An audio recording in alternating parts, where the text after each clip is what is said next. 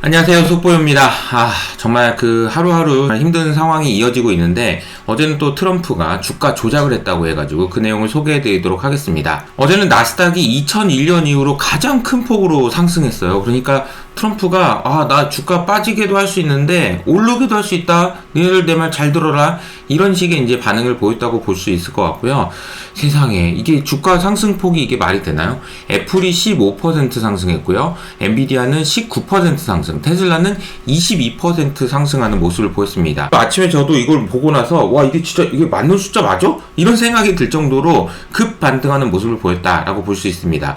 그럼 트럼프가 무슨 말을 했길래 이렇게 난리가 났나라고 생각을 해보면은 이런 이야기를 했어요.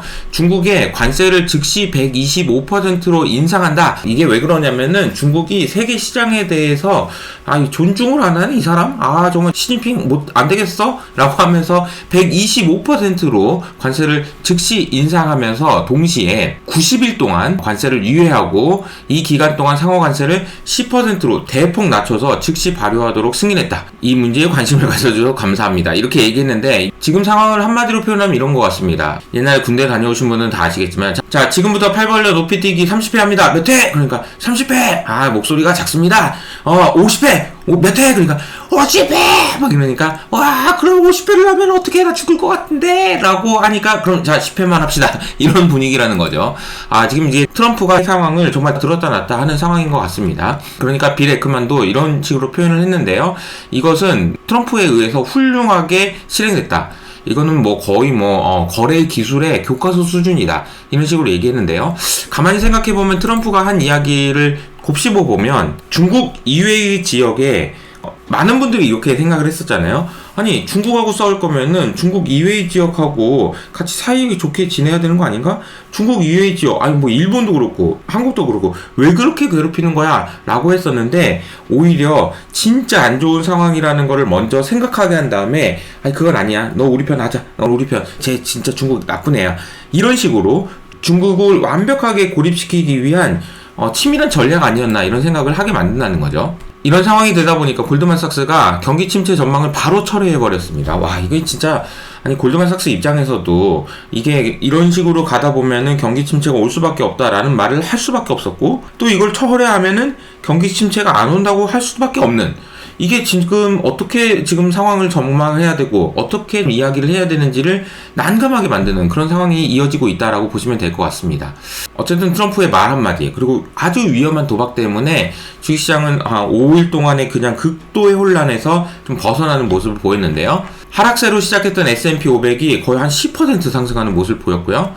근데 그 전에 주가가 빠지면서 전 세계에서 날아간 부의 크기는 10조 달러가 넘어섰다라는 얘기가 나옵니다. 그래서 S&P는 2008년 금융위기 이후로 가장 큰 하루 변동폭을 보였습니다. 나스닥 역시 2001년 이후로 가장 큰 폭으로 상승했습니다. 나스닥 지수가 12% 오르는 거는 저는 한 번도 본 적이 없는 것 같아요. 이렇다 보니까 이제 일부에서는 이게 모든 게 미쳐 돌아간다라고 이야기를 했는데 그 이유가 있는 것이요. 이게 거래량이 이렇게 폭등했다는 거죠. 아마 이런 상황이 나왔다라는 것은 어떤 걸 의미하냐면 주식을 여기서 이제 바닥에 판 사람 입장에서는 진짜 천인공노한 그런 이야기인 거죠. 그래서 거래량이 폭등하는 과정에서 누군가는 수혜를 보고 누군가는 피해를 봤을 텐데 트럼프는 이렇게 얘기했다는 거죠. 내가 주식 살 때다 라고 이야기했지. 분명히 내가 주식 살 때다 라고 얘기했어. 주식 안 가지고 있는 사람 입장은 진짜 열받는 그런 이야기라고 보시면 되겠습니다. 자, 어제 트럼프가 왜 이렇게 태도를 급 반전시켰을까 라고 생각을 해보면 저는 금리에 있다라고 생각합니다. 10년물 금리도 10년물 금리지만 30년물 금리를 보면요. 이게 지금 장기 채권의 금리가 하루 만에 이런 식으로 변동하잖아요. 그러니까 거의 1% 가깝게 움직였는데 이러면은 못 견디죠. 못 견딥니다. 30년물 금리가 5% 근처까지가 올라갔다가 다행히 4.7%까지 내려왔는데 일단 상황은 좀 지켜봐야 되겠지만 금리가 이런 식으로 흔들리다 보면은 모든 것의 가격을 결정하는 것이 채권금리이기 때문에 채권금리의 안정화가 너무나도 절실했다. 이거는 트럼프도 못 버티게 할 거다라는 이야기가 나올 수 있었고요. 어제 장중에 연준이 결국은 도와줄 수밖에 없지 않겠냐라는 루머가 퍼지게 됐고요. 이런 상황이 되다 보니까 채권 시장의 움직임에 트럼프가 반응을 했다라고 볼 수가 있는 것 같습니다. 그러니까 트럼프를 좋게 해석하면 이렇게 볼 수 있는 거죠. 트럼프 주위에 있는 어떤 누구도, 심지어 일론 머스크까지도 저 사람 저렇게 해가지고 진짜 전 세계 관세 때리는 거야? 라고 생각하게 만든 다음에 판을 뒤집어 엎다 보니까 시장이 크게 반응했다라고 볼 수 있는 것 같습니다. 너무나도 다행스럽게도 원화는 지금 1446원까지 내려온 상황입니다.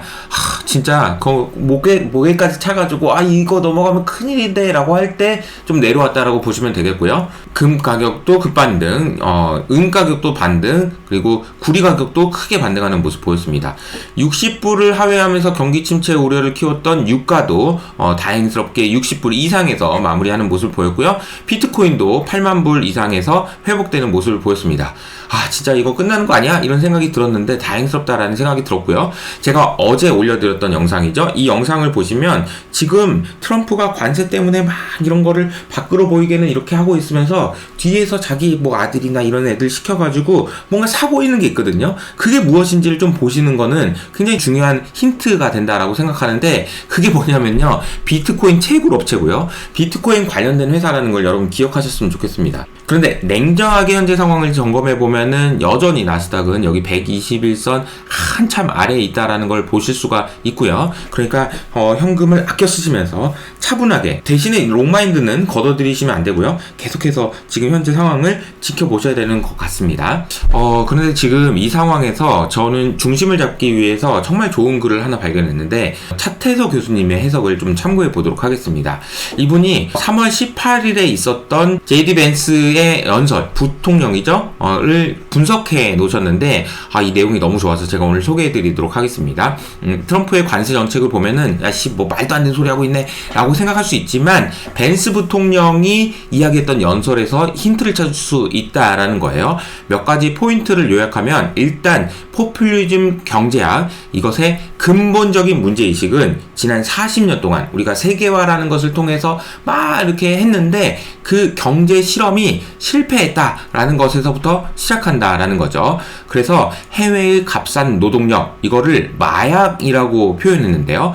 마약성 유혹에 미국 경제가 지금 넘어가 버려가지고 미국이 지금 망했다라는 인식이 일단 있다는 거고요. 두 번째는, 그래서 트럼프 행정부의 경제정책의 핵심은 산업 르네상스 혹은 전략적 재공업화를 달성하는 것인데, 이것을 위해서 세 가지 축이 있습니다. 첫 번째, 관세를 통해서 리쇼어링을 유도한다는 거고요.